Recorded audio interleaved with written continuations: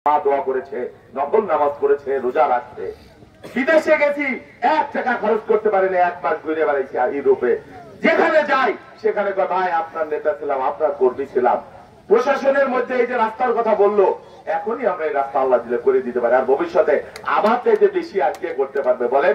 এত বছর রাজনীতি করি, বন্ধু বান্ধব, ছোট ভাই বড় ভাই কে নাই যে একটু ভালোবাসে না, একটু সম্মান করে না?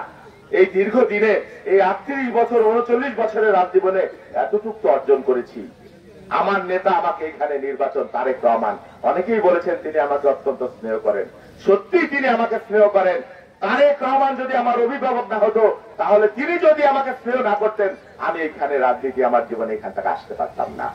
আমার নেত্রী খালেদা জিয়া যদি আমাকে জায়গা না দিতেন, আমাকে ভালো না বাসতেন, আমি আজকে এই জায়গায় আসতে পারতাম না।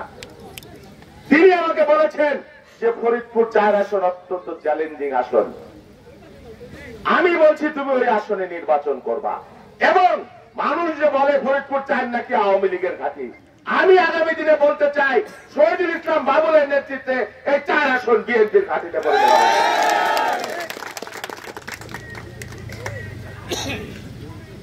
আমি যে ভালোবাসা পাচ্ছি, যে রেসপন্স পাচ্ছি যেখানে যাই, এই যে আমাদের বোনেরা এখানে রয়েছে, এত বোনেরা রয়েছে, মায়েরা রয়েছে, তাদেরকে আমরা ঘরের মধ্যে রাখি, তাদেরকে বাদ দিয়ে ভোট হবে বলেন? অর্ধেক ভোটই তো তাদের।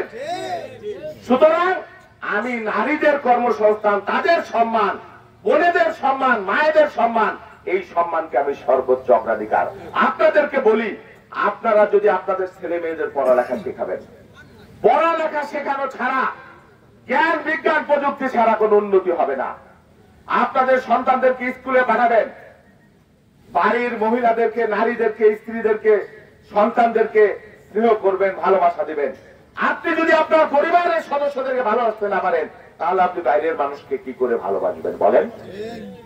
আপনি যদি নারীদেরকে সম্মান করতে না পারেন, তাহলে আপনি দেশকে, মানুষকে, অন্য মানুষকে কিভাবে সম্মান করবেন? সেই জন্য বলি, আমরা আগে পরিবারের সদস্যদের ভালোবাসবো, আমার দেশকে ভালোবাসবো, আমার দলকে ভালোবাসবো, আমার বন্ধুদেরকে ভালোবাসবো।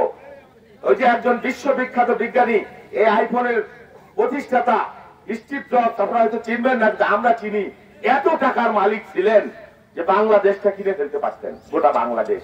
মৃত্যুর আগে বলে গেছে, ক্যান্সারে মারা গেছে 54 বছর বয়স, যে আরেকটা জীবন যদি আমি পাইতাম, খালি টাকার পিছনে নাও দৌড়িয়া, আমি আমার বন্ধুদেরকে, আমার পরিবারের সদস্যদের, আমার মানুষদেরকে আরো বেশি ভালোবাসা বিলিয়ে দিতে পারতাম।